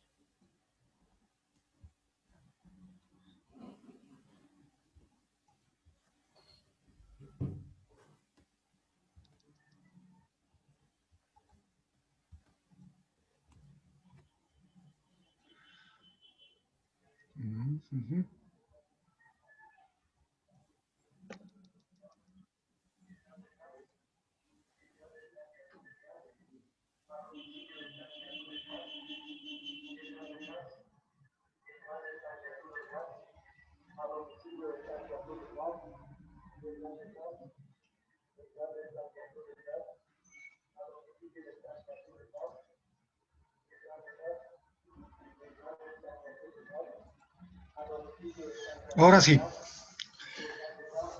Bueno, les comentaba a ustedes que nace de una iniciativa de los estudiantes de la facultad. Ustedes pueden ver en la primera diapositiva un monumento que está puesto en una pequeña parroquia de La Sualle. Y pongo esta imagen en razón que La Sualle es uno de las zonas en las cuales se va a realizar una consulta popular respecto a la minería. Y no exclusivamente un pueblo minero, es una comunidad muy pequeña, pero obviamente donde que su gente también simboliza una de sus actividades, que es hacer minería. Bueno, pues aquí comenzamos con un análisis en el cual se debe respetar los criterios. El 9 o el 6 depende de la perspectiva en que tú le veas. Y el aprovechamiento de los recursos naturales es justamente aquello. Depende de qué lado le estés viendo tú. Y no es que esté bien o esté mal. Aquí pueden ver ustedes dos fotografías radicalmente opuestas. Si amas a la vida, lucha contra la minería. Respetable. Pero esta es una marcha organizada por los jóvenes estudiantes de la Facultad de Geología encabezados por la carrera de minas, en los cuales también reclaman su espacio para poder laborar. Obviamente, cada uno defiende su 6 o su 9.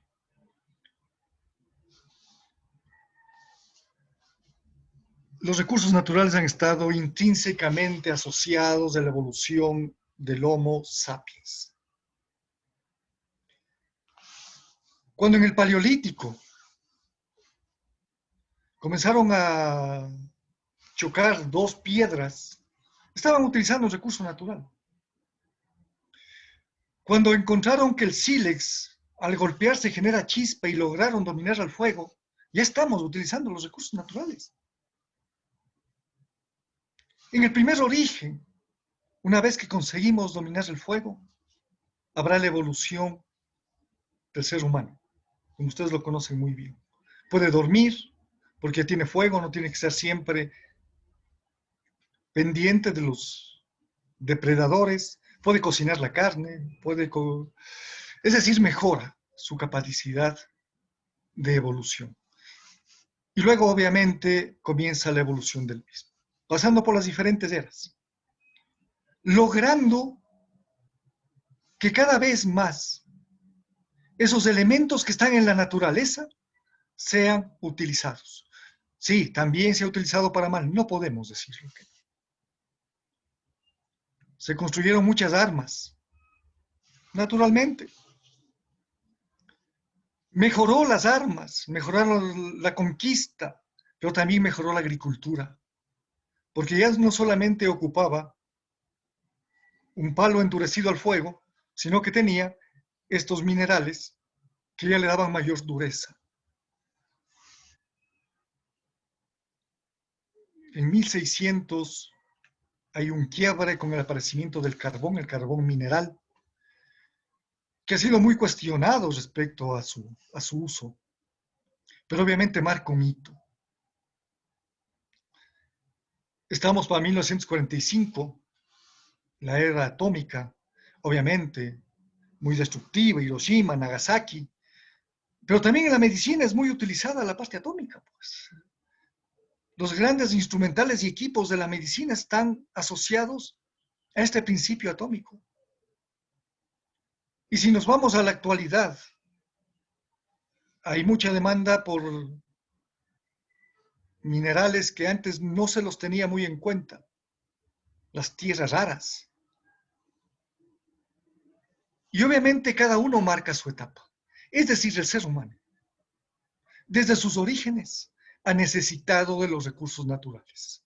Porque si no lograba utilizar el cobre, seguramente nos quedábamos acá.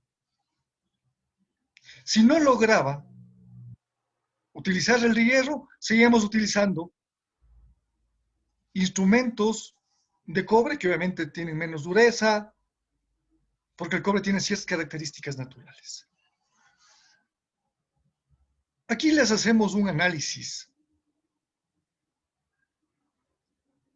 de que la metalurgia, ni siquiera estoy hablando de minería, sino la metalurgia como tal, ha estado asociado a nuestros pueblos prehispánicos desde siempre. Con otro valor, sí, con otro valor, no el oro físico monetario, de acuerdo. Pero logramos fundir oro.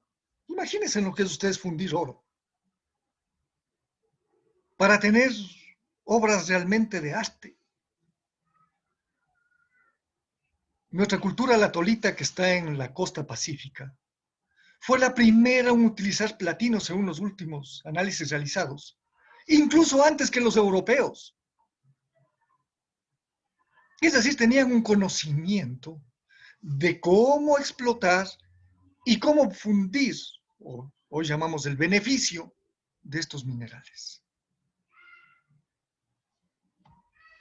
Históricamente, ustedes saben que el Inca Atahualpa ofreció un rescate de un cuarto lleno de oro. Al momento actual sería un valor aproximado de 400 millones de dólares.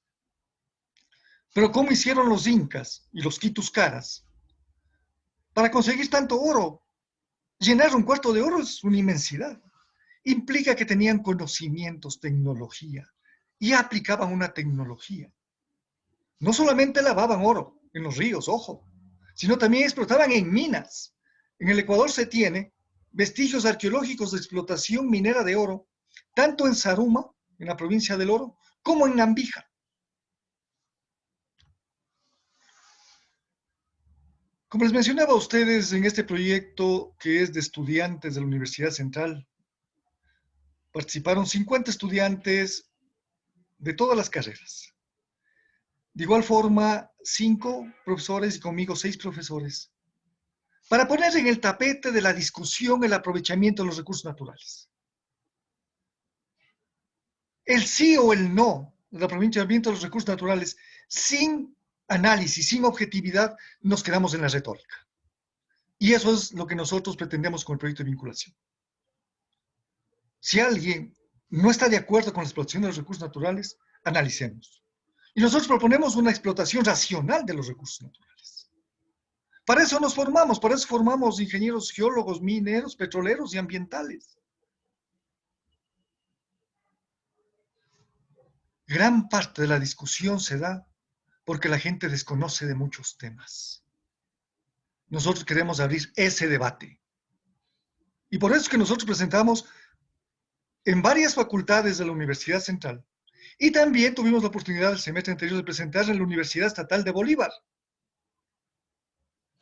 donde que existe una participación de estudiantes de diferentes carreras, de diferentes conceptualizaciones. Pero vamos conversando. Vamos analizando los puntos de vista. El petróleo en el Ecuador tiene una historia muy grande. A inicios de 1900 se comienza a explorar y explotar el petróleo en la zona de Ancón, que está en la costa ecuatoriana. Que es esta foto, es un balancín, es histórica esta foto porque es de 1925. Imagínense ustedes cuando el Ecuador, entiendo que no sobrepasaba la población de 400.000 habitantes. Se construye una primera refinería en La Libertad, obviamente para abastecer una demanda interna muy baja de automotores y luego también para exportar gasolina, fuel oil, porque el crudo de la península es muy bueno. Aquí podemos ver la plataforma del Campo Amistad. Nosotros explotamos gas en el Golfo de Guayaquil, ¿sí? Entonces esto está en alta mar, aproximadamente a 12 kilómetros de la costa. ¿Sí? Los pozos de perforación están donde están mis cursores, ¿sí? Y esto tiene que llevarse por un ducto, por una tubería, hasta el continente, abajo alto. Y esta es la Amazonía nuestra.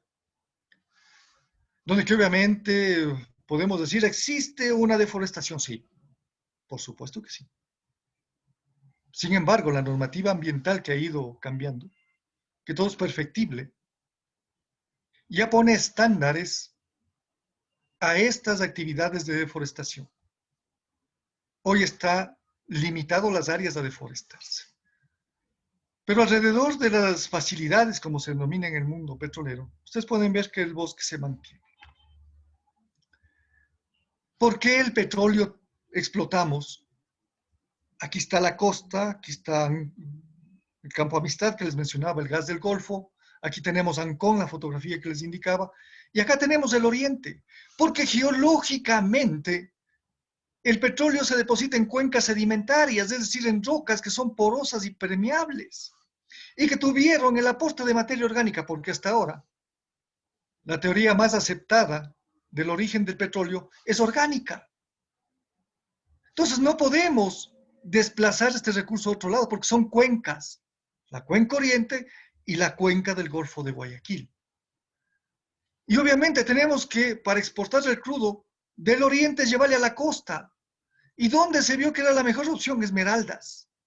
Y aquí se crean todas las estaciones que tiene tanto OCP como el SOTE para despacho de crudo al exterior. Y tenemos que atravesar la cordillera con serios problemas geológicos, fallas, deslizamientos, inundaciones, una serie de problemas. Pero ese es nuestro país hermoso. Teníamos que atravesar los Andes. Que hay impactos generados por el petróleo, nadie los quita. Y reconocemos que existen impactos. Los derrames de petróleo que nos afectan al suelo, sí. Afectan al agua también, al agua superficial y al agua subterránea, sí. Los derrames pueden producirse por fatiga del material, por errores de operación, por atentados, también por procesos naturales, como pasó en el Coca-Codo. La erosión no lo puedo detener, son procesos naturales, igual que un terremoto. Un terremoto no lo podemos detener. Un mega deslizamiento no lo podemos detener porque es ilógico invertir en tanto. ¿Que ha existido un problema con las etnias? Por supuesto que sí. Pues. Entonces varios estudiosos dirán el Instituto Lingüístico de Verano, que transculturizó, que luego también el Vicariato Apostólico de Sucumbíos. o de Orellana. Sí. ¿Se mantienen pueblos en aislamiento voluntario? Por supuesto que sí. Y dentro de los protocolos existe ese respeto hacia los pueblos no contactados. Pero claro, una cosa es estar nosotros acá discutiendo, otra cosa es estar con la gente que está en el campo y de pronto ve una fila de guaos que pasan y no sabe qué hacer. Si ponerse a rezar, esconderse o qué hacer. Entonces, sí, existe un problema con las comunidades, de acuerdo. Fragmentación de hábitat, de acuerdo. Los oleoductos tienen que ser enterrados, antes eran aéreos. Ahora se entierran. Y hay zonas en las que no podemos mantener enterrados los oleoductos porque existen deslizamientos y para liberar esfuerzos tenemos que destaparles. Sí, esos son los impactos y muchos más. No podemos decirlos que no existen. Y ningún proceso tecnológico va a decir no existe probabilidad de que se dé un riesgo ambiental. No, va a estar latente. Lo que hacemos es disminuir. Pero esta es nuestra realidad, pues. Así está el petróleo en nuestras vidas. En parte de los ejemplos, ¿no? Los trajes de bioseguridad muy demandados por la pandemia. Nuestro calzado. Las mismas botas de caucho que ahora utilizan nuestros indígenas. Porque obviamente le da mayor confort, son muy baratas, tienen buena tracción, duran bastante. Están hechas de un producto básico que viene siendo el crudo, el petróleo. Maquillaje. Las partes de la computadora, todo lo que son las carcasas y todo está construido de plástico. En la medicina, por mencionar uno de los productos. Es decir, este es nuestro punto actual. Hasta aquí nosotros hemos llegado. Luego topo el asunto de la minería. Este es un pueblo minero histórico, es Portobelo, es la foto al ingreso a la ciudad.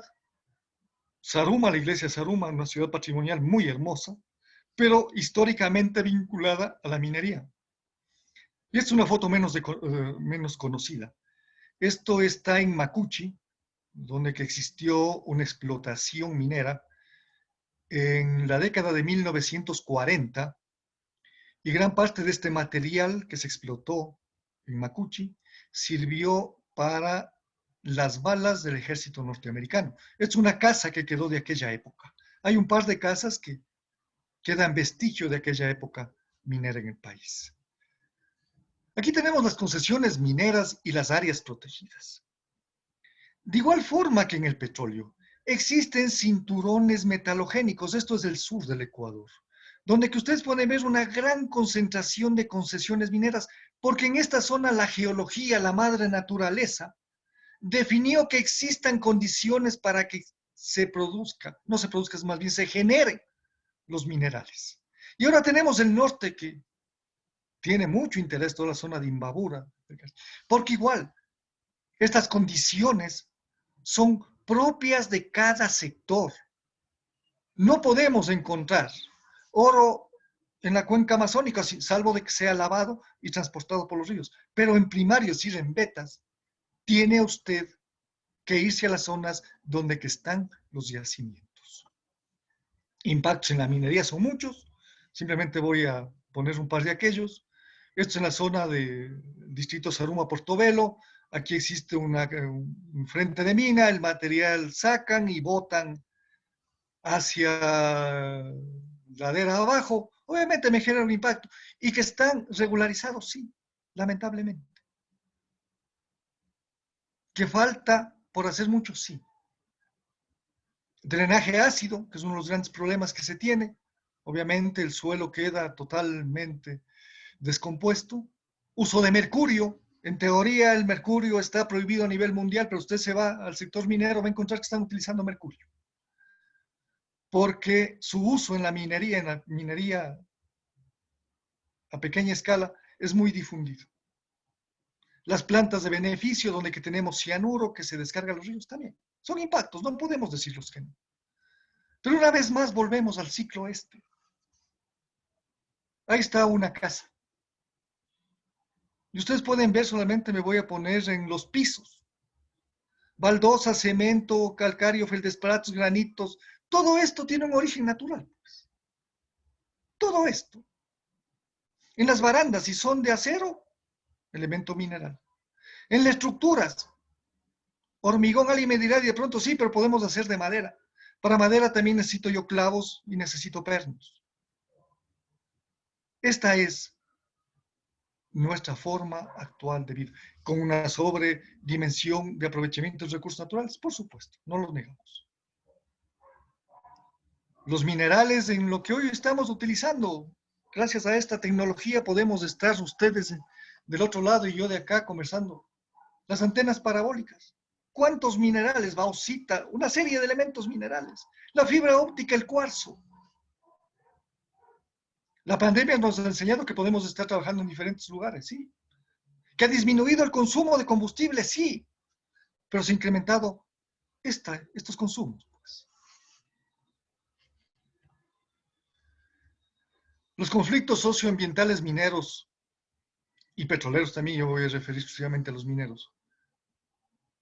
Es justo lo que comentaba en parte la expositora anterior. Aquí existe gente que vive en condiciones muy difíciles, pero no porque quieren, sino porque hay necesidades básicas insatisfechas. Y eso obliga a que esta gente arriesgue su vida por conseguir algo de dinero. En esta foto inferior, ustedes ven mujeres. Estos son unas chanchas. Es lo más básico que existe para recuperar oro.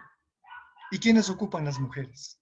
Estas mujeres recogen lo que de las minas botan un material que ya no les interesa a ellas andan buscando. Son las más vulnerables entre los vulnerables, igual que niños, pese a que se ha intentado prohibir el trabajo infantil. Minería ilegal, N casos, muchos casos.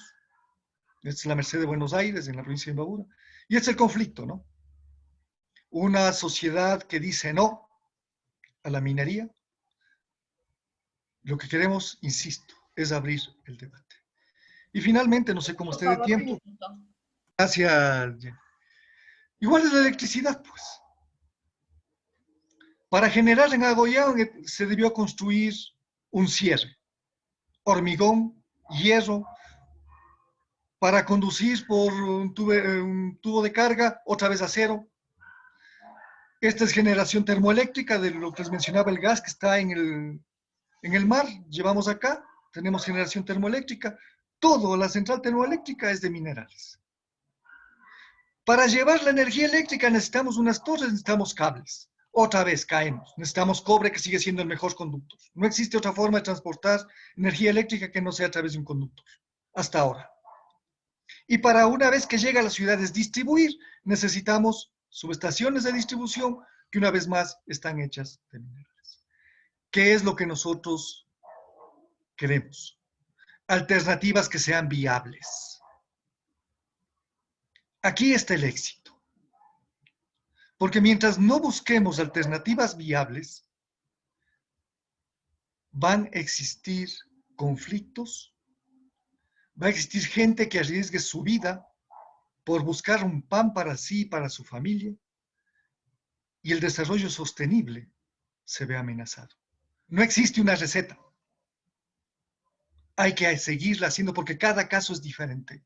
Y nosotros partimos con los estudiantes de la universidad y con los estudiantes universitarios del país para abrir el debate, para conversar sobre el aprovechamiento de los recursos naturales. He de insistir, son 6 profesores y 50 estudiantes que se trabajó en este proyecto. Gracias, Jenny, y gracias, compañeros, por su atención. Muchas gracias, Fernando, Magíster Fernando Albán. Nos ayuda mucho a reflexionar sobre la importancia de la explotación sostenible de los recursos naturales, porque la satisfacción de las necesidades humanas es innegable. Muchísimas gracias a todos los expositores. Vamos a pasar con la ronda de preguntas. Tenemos algunas. Por favor, Alexis Pineda pregunta a Diana Favara, ¿qué tratamiento se realiza con los lixiviados del relleno Romerillos? Dianita, por favor. El micrófono. Listo. Listo. ¿Cómo están? Bueno, el relleno sanitario de Romerillos tiene una ventaja. Al tener tan poca cantidad de materia orgánica, tiene también una baja cantidad de lixiviados. Entonces, en realidad las cantidades de lixiviados son muy pequeñas. En la actualidad tienen un tratamiento de homogenización, coagulación, floculación. Con el clarificado van a la fitorremediación y después de la fitorremediación hacen una recirculación. Sí, es lo que tienen en este instante. Qué interesante, Dianita, porque si estamos minimizando el residuo orgánico que llega a los rellenos sanitarios, ya el tratamiento de lixiviados resulta no un problema tan grave, sino un tratamiento pequeño y menos costoso. Y en comparación con otros rellenos sanitarios, las cantidades de lixiviado generadas en romerillo son muy pequeñas. Y es justamente esa parte inicial de la materia orgánica. Muchísimas gracias. Tenemos otra pregunta de Sebastián Soria, pregunta a Susana Arciniegas, si el objetivo principal de la teledetección es identificar los suelos como se indicó, ¿se tendría que igual ir al campo a comprobar o cuánto es el margen de error que existe? Ya, gracias. Bueno, primero me disculpan por la voz, estoy un poco con problemas de la garganta. Bien, en cuanto a esto, en el tema de suelos, este momento, básicamente en lo que nosotros hemos generado el análisis, dentro del análisis estadístico, hemos tenido en la validación que se hizo con una cuenca aledaña, una microcuenca aledaña en una zona de Río Blanco, la zona de Pilahuí, se tuvo una aproximación de un 83%. Lo que se quiere, aquí lo que quiero indicar es que la teledetección forma parte en otras iniciativas a nivel regional y otros países. La teledetección es parte es un componente dentro de un sistema ambiental. Entonces, eso es lo que nosotros en el grupo lo que queremos demostrar es que nos sirve de apoyo para asesorar a los diferentes gobiernos y a las comunidades. Por ejemplo, Rosy Soria mencionaba lo de las iniciativas de agroforestería. Justamente en lo que es San Miguel de los Bancos, se hizo el estudio para demostrarles a las asociaciones ganaderas el problema que tenían y de esa manera busquen en un sistema ambiental ver cómo pueden hacer mejor la gestión de su granja y también combinar el pasto con plantas nativas del sector y lo empezaron a hacer. Entonces, en el campo, la idea es minimizar el muestreo de campo. Eso es lo que se quiere en este estudio, en esta investigación, es minimizar los monitoreos de campo que son costosos. Entonces, hemos tenido al momento ese rango de satisfacción. De igual tenemos otra pregunta para Susana Arciniegas. Vega Martínez pregunta, ¿qué metodología se utilizará para el análisis de contaminante en las plantas? Ya, el análisis de contaminantes en las plantas se va a utilizar lo que es el análisis bromatológico.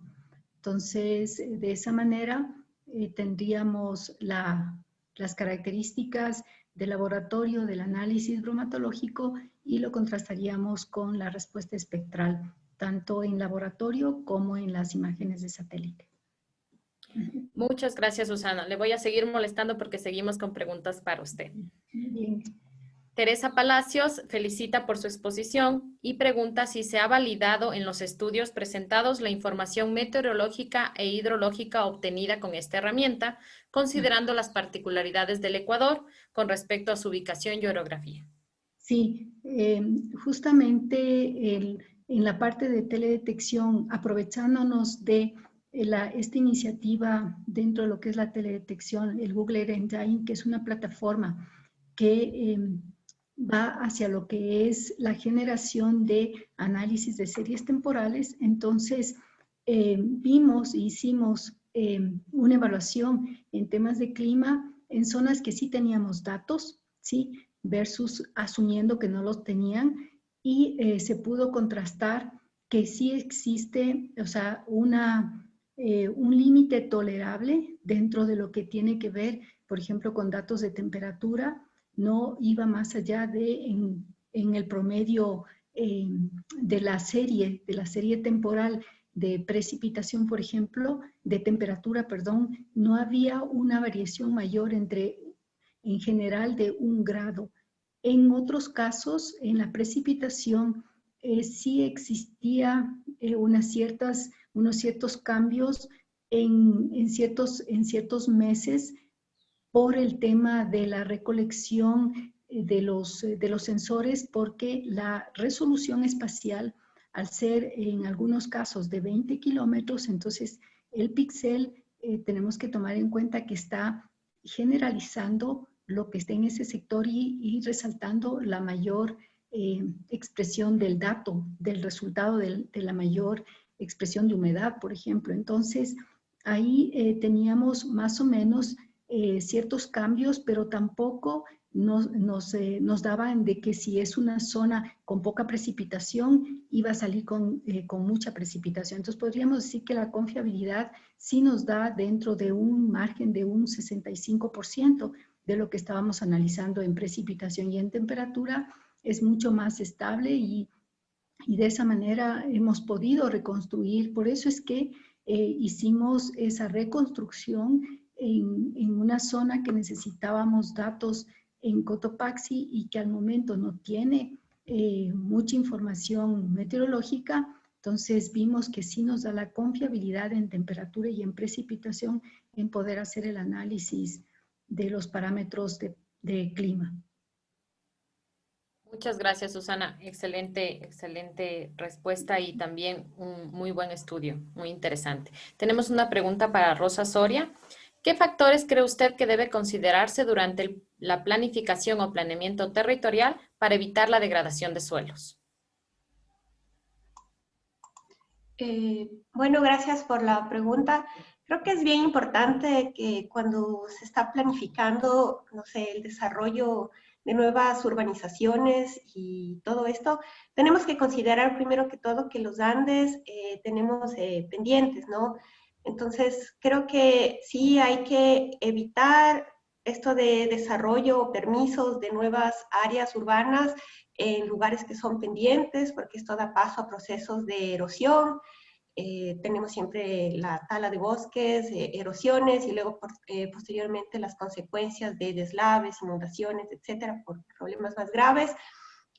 Yo creo que para esto de evitar la degradación del suelo sí es bien importante tener en cuenta, bueno, esto del desarrollo de las áreas urbanas, la planificación urbana, pero adicionalmente cuando ya vamos a hacer como uso del suelo como con fines agrícolas, tenemos que sí hacer un estudio del suelo porque estamos muy acostumbrados queremos que el suelo nos dé lo que nosotros queremos plantar, pero muchas veces el suelo no tiene los requerimientos nutricionales para eso, entonces le estamos poniendo cantidad de agroquímicos, fertilizantes artificiales, etcétera, que igualmente nos va a perjudicar nuestra salud del suelo. Entonces deberíamos hacer el proceso inversa y repensar como que hacer un análisis del suelo, que es muy importante, y luego ver con esas condiciones que tiene mi suelo, qué puedo yo plantar para evitar poner cosas externas, ¿no? Agroquímicos, etcétera, y además evitarse un costo, porque si funcionamos a la inversa vamos a reducir mucho esto. Entonces, en estos procesos de conservación del suelo, creo que es importantísimo, sí, siempre hacer un análisis del suelo, una caracterización, para ver cómo, uno, si es que, qué tipo de uso le vamos a dar al suelo, y dos, igual este tipo de estudio se debe hacer para cuando estamos planificando estrategias de recuperación, ¿no? Según cómo está el suelo, ver qué uso le podemos dar. Muchas gracias, Rosa. Qué interesante preguntarle a nuestro suelo, a nuestra Pachamama, qué nos puede dar para que nosotros no lo sobreexplotemos. Qué interesante. Ojalá pudieran considerar eso quienes planifican el territorio. Para Fernando tenemos nuestra última pregunta. ¿Cuál es su opinión sobre la normativa ambiental del Ecuador? ¿Son muy estrictas? ¿Son muy permisibles? ¿Cuál es el inconveniente por el cual nos presentaron esos impactos ambientales? La normativa es buena. El problema es la aplicación. No puede estar un funcionario del Ministerio del Ambiente en cada actividad humana, y no solamente en la minería o el petróleo. Falta que se considere que la parte ambiental es una inversión y no un gasto. El Ministerio del Ambiente, lamentablemente, es un ente político que más de una vez está al vaivén de las decisiones políticas. Y se dice a los sectores estratégicos no se los topa. Pues sí se los ha topado. Pero obviamente un Estado que depende de en este caso, de la exportación de crudo para su presupuesto, obviamente va a ser muy difícil que les lleve a un punto de cierre de la refinería Esmeralda, se me ocurre a mí. Si usted cierra la refinería Esmeraldas, muy bien. Entonces importemos gasolina. De acuerdo, naftas, importamos naftas, pero mezclamos acá. Pero ¿cuánto nos costaría un galón de gasolina importado aquí en el Ecuador una vez que cerramos la refinería Esmeraldas? ¿Estamos dispuestos a pagar por un galón de gasolina 5 o 6 dólares? La disponibilidad al pago, lo que se llama, ¿no es cierto? Entonces, es complejo. La normativa no es mala. Hay algunos parámetros que se deben incrementar. En algunos incluso hay que reactualizarles porque las condiciones naturales son diferentes. Rosa Soria mencionaba que cada suelo es un mundo aparte, solo decir yo. Los suelos amazónicos son evolucionados de lateritas y tienen un pH que está en el orden de 5, 5,50 máximo. Es la condición natural del suelo amazónico. No podemos cambiarlo. Si le ponemos cal para mejorar el pH, estamos cambiando la condición natural del terreno.